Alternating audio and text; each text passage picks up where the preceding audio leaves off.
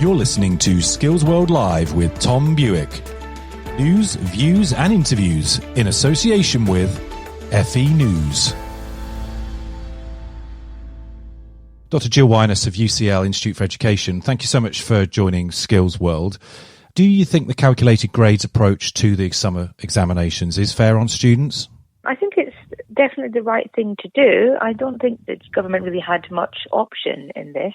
What I think is really reassuring is that the government are actually, they're clearly taking the calculations very seriously. So they're consulting with academics and other interested groups on the best way to make these grade calculations. They're listening to research and advice. Another thing I'd say is that they're also providing teachers with much better guidance than they have in the past about how to make these predictions.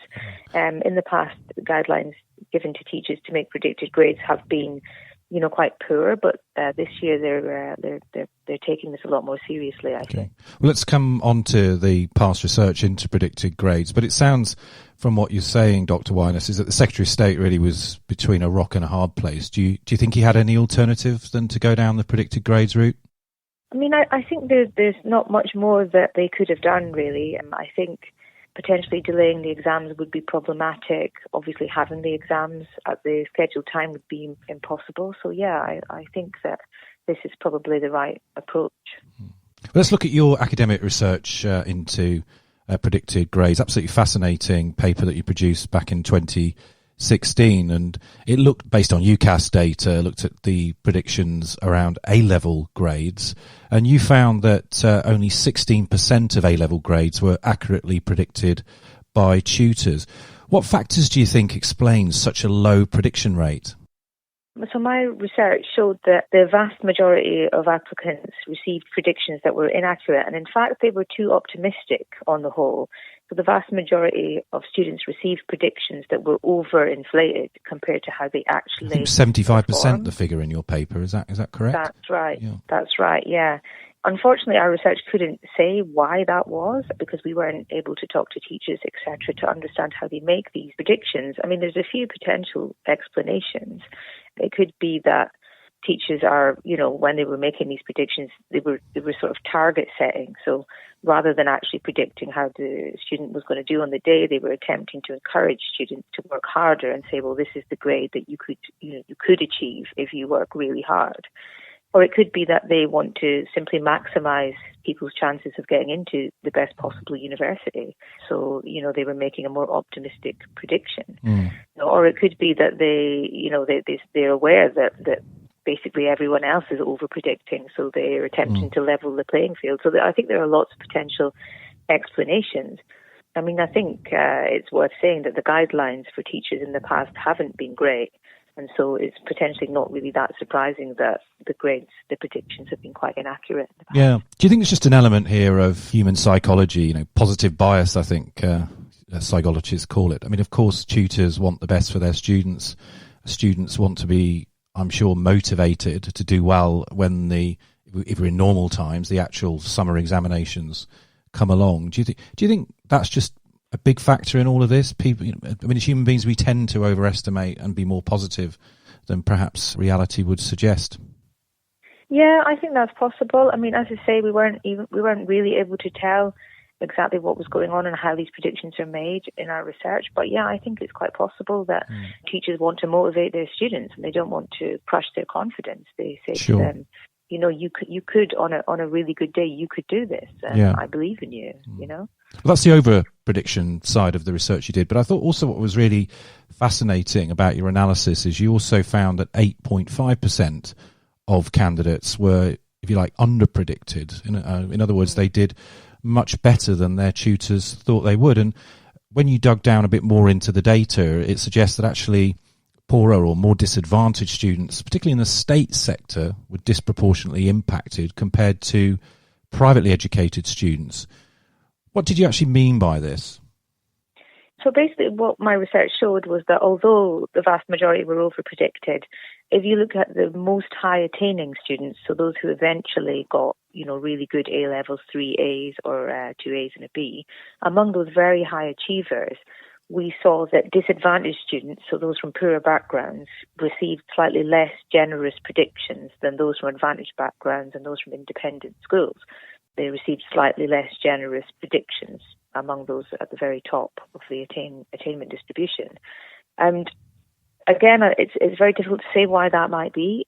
What's interesting is that work that I've done in the past and I'm working on at the moment has also shown that those from disadvantaged backgrounds are more likely to undermatch. That is, they're more likely to enroll in courses that are less selective than those from more advantaged backgrounds, even when they had the same A-level grades. And it's potentially the slightly worse predictions that they get could have something to do with that, because these predicted grades, in the past, they've mattered for the courses that students apply to. And of course, it's been a debate that's rumbled on for years, particularly about Oxbridge and some of the more prestigious universities. When you look at their percentage share of enrolments of independent state sector A-level candidates compared to those that have come from the state sector, it's huge, isn't it, compared to 7% or so of the population that is privately educated. I mean, what sort of lessons do you think the universities need to take from the research you've done, particularly around the under-predicted rates? I mean, universities are used to receiving these predictions, and so I think they probably know a bit about whether schools are there certain schools that overinflate and so on. I mean, I think there's a lesson for the whole sector really here, which is that this is probably a good opportunity to revisit the whole predicted grade system. Yeah, indeed. And it makes you wonder whether perhaps after this summer there will be a huge debate, I suspect, about the value of predicted grades. Since your 2016 research, it's worth highlighting for listeners, of course, the government has rolled forward with the Office for Students, which has a particular mandate, doesn't it, to look at fairness and access for students in university. Let's finish off with a question, Dr. Wyness, about, and I appreciate this is outside the scope of your original research, but do you think there are lessons that policymakers and educators can take from the reliability overall of the predicted grades business? I mean, do you think, for example, the system of applying to UCAS on the basis of predicted grades should be replaced? I do think it should be replaced. I mean, I think that it's worth saying that we are the only country in the world, as far as I know, that actually does this.